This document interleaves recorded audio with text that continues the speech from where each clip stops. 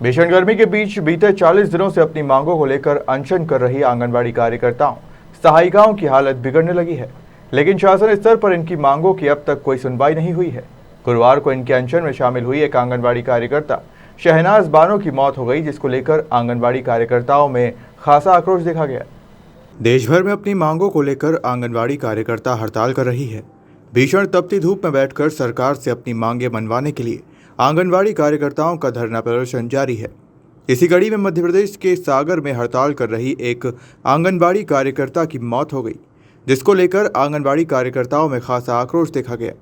मौत से आक्रोशित आंगनबाड़ी सहायिकाओं कार्यकर्ताओं ने मृतका के जनाजे के साथ जाने को लेकर प्रदर्शन किया तथा जिला महिला बाल विकास अधिकारी रचना बुधोलिया पर दबाव बनाने का आरोप लगाते हुए उनके निलंबन की मांग की। इस दौरान महिलाओं के संगठन की जिलाध्यक्ष की भी तबीयत बिगड़ी है। एक बहन शहीद हो गई, हमारी जो रजनी बारोलिया है और रचना बुधोलिया है, उसने इतनी ताड़ ना दी उस बहन को कि उसको यहीं दर्द हुआ सेवा समाप्ति का नोटिस पढ़ के, और उसकी वो भर्ती हो गई, हम लोग ले गए, आज वो शहीद हो गई। हम 24 घंटे के अंदर रचना बुधोलिया और रजनी बारोलिया को सस्पेंड नहीं किया तो आमरण अनशन कर देंगे, और हम अपनी बहनों का जनाजा शांति से दे रहे हैं, उसके नमन कर रहे हैं। कल 28 जिले की अध्यक्ष बसों से सागर उसको श्रद्धांजलि देने आ रही हैं। कितने दिन से बैठे थे आप? 7 तारीख से। 39वां दिन है आज। 39वां दिन मृत्यु हुई है एक व्यक्ति की, वो कौन की हुई है और दूसरा कौन आज बीमार हो गया गंभीर रूप से? आज हमारे बीच की शहनाज बानो दीदी, जो कल रात्रि में उनका बेगत बीमारी के दौरान उनका निधन हो गया है। वो सनीचरी वार्ड की आंगनवाड़ी कार्यकर्ता थी। हुआ क्या? रोजा रखी थी क्या? रोजा, हाँ, वो हमारी मुस्लिम बहन है जो अभी उनके रोजा भी चल रहे हैं, जैसा कि आप सभी को विदित है। रोज यहीं पे 40 दिनों से यही हड़ताल में उपस्थित थी। सोमवार के दिन पेपर में भी आया था, न्यूज़पेपर के दिन यहाँ बेहोश खाकर गिर पड़ी थी। तुरंत उनको 108 बहनें हैं रोजे पे यहाँ पे, हाँ, बैठी हुई है। कितनी बहनें हैं अभी मुस्लिम बहनें? कम से कम यहाँ 30-40 बहनें रोजे से बैठी हुई हैं। बहुत हालत खराब हो सकती है, सभी की हो सकती है। हमारी खुद की हालत खराब हो चुकी थी नवरात्रि के दिन, आज 40वां दिन है।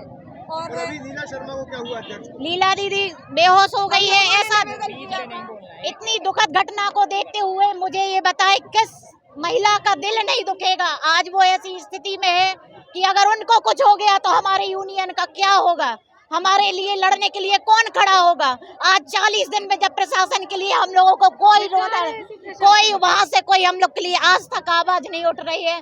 सिर्फ लीला शर्मा हम लोग के लिए खड़ी है, और आज उन्हीं की ये हालत है। नहीं दिए।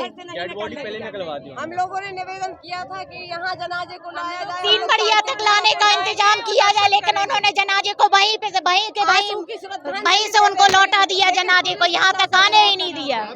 सरकार से अब क्या कहना चाहती है? शिवराज सरकार से यही कहना चाहते हैं, हम लोग को या तो मानदेय भोगी से वेतन भोगी बनाए, या हम सभी समस्त आंगनबाड़ी कार्यकर्ता ये ऐलान करते हैं हम लोग को या तो वेतन दें, हम लोग को नौकरी से निकाल दें। हम लोग को नहीं चाहिए ऐसी सेवा। हम लोग की सेवा, आपकी सेवा से हमें कोई मेवा फल नहीं मिल रहा है, परंतु हमारी सेवा से जरूर आप घर में बैठे बैठे मेवा खा रहे हैं। समझ गए? नहीं समझ में आई तो यहाँ आकर बात कराओ। हमारा आंगनबाड़ी कार्यकर्ताओं के इस प्रदर्शन से स्थानीय प्रशासन के हाथ पैर फूल गए। प्रशासनिक अधिकारियों ने मशक्कत कर इन महिलाओं को रोका। महिलाओं के इस आंदोलन को लेकर स्थानीय कलेक्टर का कहना है कि उन्होंने शासन स्तर पर इनकी मांगों को पहुंचाया है और 2 दिन में अधिकारी से स्पष्टीकरण मांगा है, जिसके बाद उचित कार्यवाही की जाएगी। ने प्रदर्शन किया है, कल एक की मौत हो चुकी है, पिछले 40 दिनों से लगातार आंदोलनरत हैं।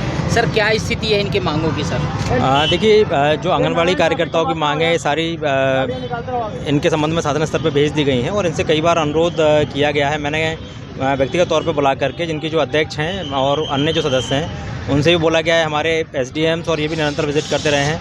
अभी 3 दिन पहले ही मेरी इनसे लगातार चर्चा हुई, और इस संबंध में चर्चा हुई है कि ये अनुरोध मैंने इनसे किया कि भाई आप गर्मी से प्लीज़ हट जाएँ, क्योंकि टेम्परेचर बहुत ज़्यादा है और समस्याएं, बीमारी इत्यादि लोगों को हो सकती है।